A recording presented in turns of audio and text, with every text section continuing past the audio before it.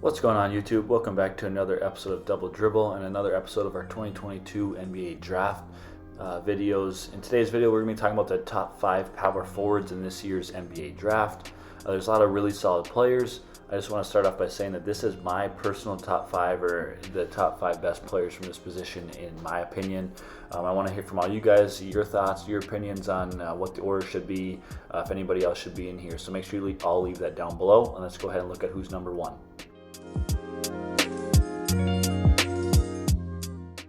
So the number 1 player, or number 1 power forward, for me is Jabari Smith Jr. He also is the number 1 player in this year's draft for me, in my opinion. Jabari Smith Jr. was a freshman at Auburn this year. He's a 6'10", 210-pound kind of power forward. He's got a 7-foot wingspan. He can play multiple positions. I wouldn't say he's just a power forward. He's he can play small forward. If you want to go small, I guess you could maybe throw him at the 5 in a couple of years if he puts on a little bit more weight and gets a little bit bigger. But he can really shoot the 3 at a high percentage, at high clip. He can put it on the floor. He's got a really solid pull-up. He isn't the greatest at driving right now and finishing through contact or finishing strong, but I think that will improve as he gets in the NBA and gets used to that. And realizes the physicality that he's going to have to kind of slash with and finish with around the rim. But there's really not a whole lot on the court that he can't do. I think he just can continue to work on his playmaking ability. When his kind of move or his option gets cut off, looking for other players, making the right read, making the right pass. But for me, Jabari Smith Jr. is the number 1 player in this draft. He's also the number 1 power forward in this year's draft. And I think that he's going to be a really, really special player at the NBA level.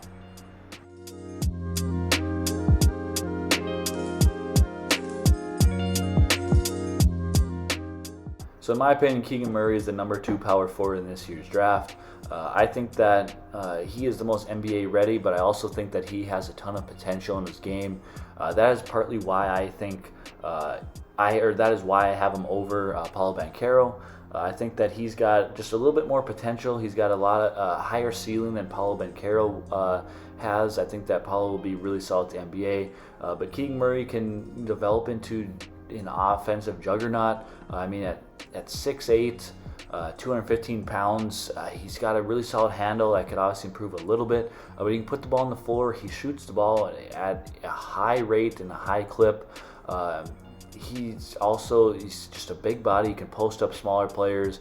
I think if he just continues to develop his game off the dribble, that's just going to open up so many more things for him.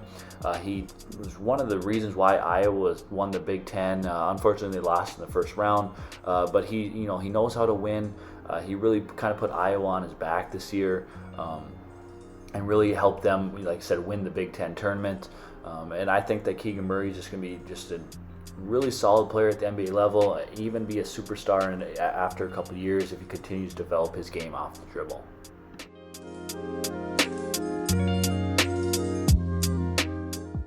And number 3 for me is Paolo Banchero. For him being at number 3 and behind Keegan Murray, I don't want there to be any disrespect towards him or anything. I just think if I were an NBA team drafting right now and I needed a power forward, or needed kind of the best available player, I would take Keegan Murray over Paolo Banchero. I think Paolo is a very special player at 6'10", 250 pounds. He's got 6'10" wingspan. He's going to be someone that's just able to score the ball almost at will, at the NBA level. I feel like he's got a multitude of things that he can do with his game. I think that if he continues to develop his jump shot and shooting the 3 ball, that's just going to open up so many more things for him. But like I said, I just think Keegan Murray has a little bit more potential to his game, has a little bit more of kind of things that he can develop and turn into, whereas Paolo Banchero, I think that he's kind of just at where he's at, which I think is going to be a really solid NBA player, but I don't see him developing a great ton like I think Keegan Murray will, because Keegan Murray has already shown from his freshman year to his sophomore year at Iowa that he can develop his game and get better. So I think that is why I have him over Paolo Banchero, and why I would take him at 2 and Paolo at 3. So let's go ahead and look at who's at number 4.